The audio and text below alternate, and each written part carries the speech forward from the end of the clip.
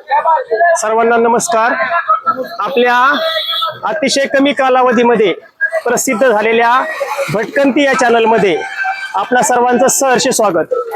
मित्रांनो, तुम्हाला मी आज अशी एक गोष्ट दाखवणार आहे की तुम्ही खरंच ही गोष्ट वाखण्याजोगी आहे आणि थोडी आश्चर्यकारक पण आहे। त्याबद्दल आपण थोडक्यात त्या ठिकाणी माहिती घेऊया। मित्रांनो, या ठिकाणी बघा, देहू पासून जवळजवळ आतापर्यंत 130 किलोमीटर पेक्षा जास्त अंतर पूर्ण झालेलं आहे आणि हा छोटा मुलगा आपल्याला दिसतोय, याची वारी चाललेली आहे पंढरपूर पर्यंत। ही वारी या छोट्या गाडीमध्ये चालू आहे। त्याबरोबर त्याचे आई वडील आणि त्यांच्या घरातले इतर सर्व सदस्य आहेत। मित्रांनो, ही वारी अशी त्याची का चालू आहे आणि त्यांचं काही नवस वगैरे आहे का किंवा इतर काही कारण आहे, हे त्यांच्या फॅमिली मेंबर कडून आपण थोडक्यात जाणून घेऊया। माऊली रामकृष्ण हरी। रामकृष्ण हरी। माऊली, तुमचं नाव सांगा की? राहुल सातो, वाघोली। वाघोली। बरं माऊली, तुम्हाला एक प्रश्न असा विचारायचा आहे, या छोट्या बाळाचं नाव काय? शिव सातो। शिव सातव। बरं मला सांगा, तुम्ही असं दरवर्षी याला घेऊन येता का याच वर्षी? यंदा चालू आहे। बरं, यंदा आणण्यामाग काही कारण आहे का असं? तो गेल्या वर्षी वारीच्या वेळेस जिन्यावरनं पडला होता आणि तो 3 महिन्यात क्लिअर झाला। 3 महिन्यात क्लिअर झाला? कोमात होता 9 दिवस। 9 दिवस कोमात होता। कोमात होता। म्हणजे त्याची परिस्थिती थोडीशी गंभीर होती। गंभीर परिस्थिती होती आणि त्या गंभीर परिस्थितीमुळे या वारीच्या वाटेवर तुम्ही त्याला घेऊन आलेला आहे। मग हा ज्या वेळेस जिन्यावरून पडला त्यावेळेस तुम्ही असं काय देवाकडे मागणं मागितलं होतं? देवाला फक्त मागणं मागितलं की तो पहिल्यासारखा क्लिअर होऊ दे। तो डॉक्टरने सांगितलं होतं की तो 1 वर्षभरात क्लिअर होईल, पण तो 3 महिन्यातच क्लिअर झाला। आणि मग त्यावेळेस तुम्ही देवाकडे काय असं मागणं मागितलं? माहिती पहिल्यासारखा क्लिअर होऊ दे, मी वारीला आणि म्हणजे तुमच्या मनातली इच्छा या ठिकाणी पूर्ण झालेली आहे आणि तुम्ही जे मागणं मागितलं होतं ते या ठिकाणी पांडुरंगाने पूर्ण केलं। पांडुरंगाने तुमचं मागणं पूर्ण केले आणि ते तुम्ही आता त्याला पायी घेऊन चाललेला आहात आणि ते तुमचं मागणं या ठिकाणी पूर्ण करत आहात। माऊली रामकृष्ण हरी। रामकृष्ण हरी। माऊली, हे जे छोटं बाळ आहे, या बाळाशी तुमचं काय नातं आहे?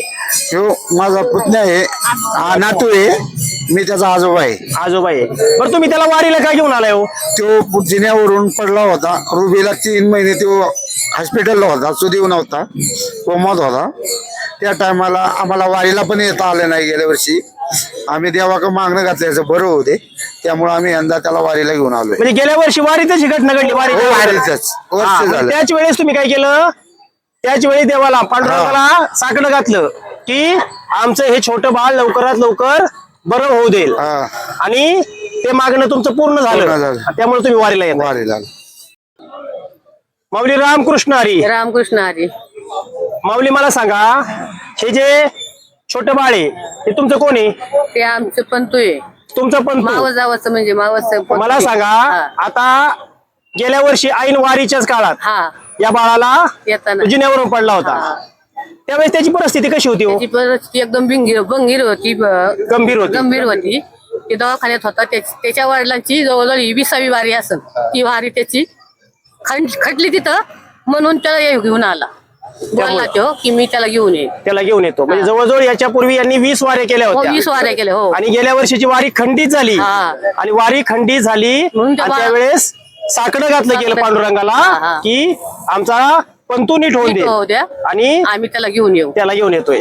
मला सांगा, आज तुम्हाला कसं वाटतंय हो त्याला इथं वारीला आणल्यावर? मला एकदम छान वाटतंय। छान वाटतंय ना? त्यांच्या बरोबर चालतोय, ते बी काही त्रास देत नाही, काय नाही, त्याची एकदम व्यवस्थित चालू आहे त्याचं।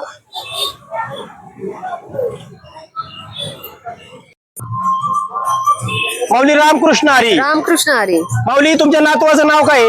शिव। शिव। बरं मला सांगा, गेल्या वेळेस ही जी घटना घडली तो जिन्यावरून पडला, त्यावेळेस तुम्ही कुठं होता? घरात? आम्ही घरीच होतो, जिन्यापाशीच होतो उभं। मग त्यावेळेस पडला त्यावेळेस त्याला एवढ्या मोठ्या प्रमाणात लागले असं तुम्हाला समजलं होतं का? हो, बेशुद्ध होता तो। बेशुद्ध होता। मग त्यावेळेस तुम्ही काय केलं लगेच? बाकीच्या घरचे? त्याची मम्मी आली लगेच पळत आणि मम्मीने उचलून दवाखान्यात नेलं, घरी नेलं। म्हणजे जास्त प्रमाणात लागूनही पांडुरंगाच्या रस्ते पांडुरंगाच्या कृपेने तो वाचलाय आज. वाचलाय. हो. मग इथून पुढे आता भविष्यामध्ये तुम्ही आता घरातील सगळे तर या ठिकाणी मेंबर आहात.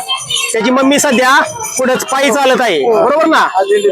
तुम्ही कधीपासून वारी करताय तुम्ही स्वतः? आम्ही 5 वर्ष झाली. तुम्ही 5 वर्ष झालं. आणि बाकीचे मेंबर तुमचे? माझे 15 वर्ष 15. म्हणजे बऱ्यापैकी वारीची परंपरा तुमच्या कुटुंबाला लाभलेलीच आहे, बरोबर ना? इथून पुढे तुम्ही वारी सगळेजण करणार का? हो. नक्की. हो. आणि आणि बाळाची खूप इच्छा होती की वारीला जायचंय मला यंदा. त्यांनी बोलला तोच म्हणला. हो म्हणला मला वारी म्हणजे हे करायचंय. पण एक पांडुरंगाने त्याला बोलून गेलंय असं म्हणायचं. मला सांगा त्या छोट्या वयात ऐकत होता. काय म्हणले? 2 गाणी फक्त विठ्ठलाची ऐकत होता. त्या गाण्यांनी तो 100% बरा झाला. कोणती गाणी ऐकायचं तू? विठ्ठल विठ्ठला. आणि दुसरं कोणतं? नाही आता आठवण ती.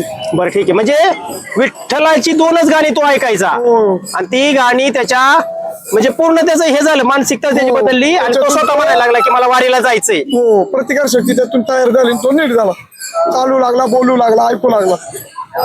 माऊली म्हणजे काय म्हणजे मीच तुम्हाला बोलू शकत नाही हो, अशी बोलू परिस्थिती आहे शकत की अशी परिस्थिती होती. त्याची परिस्थिती अशी होती की अतिशय गंभीर ऐन वारीच्या काळात सांगू घडलेलं. शकत नाही ती परिस्थिती कशी होती ती. अशी परिस्थिती सांगू शकत नाही आम्ही. म्हणजे खरं सांगतो या पांडुरंगाच्या दारावर त्या बाळाचं पण चांगलं झालंय आणि तुमचं पण. 20 वर्षाचा आम्हाला पांडुरंगाने ते पुण्य दिलं. माऊली तुमचं वय किती आता? वय आता 36. 36. तुम्ही कधीपासून वारी करताय? वयाच्या 16 वर्षापासून. 16व्या वर्षापासून. म्हणजे सरासरी 10वीत असल्यापासून. 10वीत असल्यापासून. बरोबर ना? 10वी पासून तुम्ही वारी करताय. वारी. मला सांगा वारीमध्ये आपण बऱ्याच वेळा ऐकलो की काही अद्भुत घटना घडलेल्या आहेत. घडलेले आहे. हा बऱ्याच गोष्टी आहेत. हो. अनेक चित्रपट पाहिले आणि काय काय पाहिले. तुमच्या बाबतीत मात्र या ठिकाणी सत्य घटनाच घडलेली आहे. घडलेलीची. हा हो. त्याबद्दल तुम्ही काय सांगताल? पांडुरंगाबद्दल 2च शब्द तुम्ही काय सांगताल? गेली 20 वर्षापासूनचा अनुभव आहे. रस्त्याने कधी मुंगी सुद्धा चावत नाही, कधी काटा सुद्धा मोडत नाही. हाच मोठा अनुभव. आणि मला सांगा आता तुमची गेल्या वर्षीची वारी चुकली, बरोबर ना? त्याला पण कारणीभूत काही गोष्ट होती. हो. मग असं तुम्हाला वाटतंय का की ती वारी तुमची पुन्हा घडावी म्हणून पांडुरंगानं या ठिकाणी याला लवकरात लवकर बरं केलं? कारण डॉक्टर काय म्हणत होते 1 वर्षात तो बरा होणार नाही, हो. पण 3च महिन्यात तो बरा झाला. मग याबद्दल तुम्ही काय सांगाल? 3च महिन्यात तो बरा झाला. आम्ही त्याला 3 महिन्यानंतर बरा झाल्यानंतर पहिले पांडुरंगाला दर्शनाला नेलं. मित्रांनो पांडुरंगाची महिमा काय असते आपण फक्त ऐकलंय आणि ज्यांनी प्रत्यक्ष अनुभवलंय त्यांची प्रतिक्रियाच आपण या ठिकाणी जाणून घेतलेली आहे की जो मुलगा जिन्यावरून पडून अतिशय गंभीर जखमी होता तोच वर्षभरानंतर नीट होईल असं डॉक्टरांनी सांगितलं होतं. तो 3 महिन्यात बरा झाला आणि त्यांनीच मागणं केलं की या वर्षी मला वारीला यायचंय आणि ते मागणं पूर्ण करण्यासाठी संपूर्ण फॅमिली या ठिकाणी पायी चालत आहे. खरं सांगू पांडुरंगाची महिमा अपार आहे आणि ती कोणीही सांगू शकत नाही. तो कोणत्या मार्गाने येईल काय करील हे कोणाला सांगता येत नाही.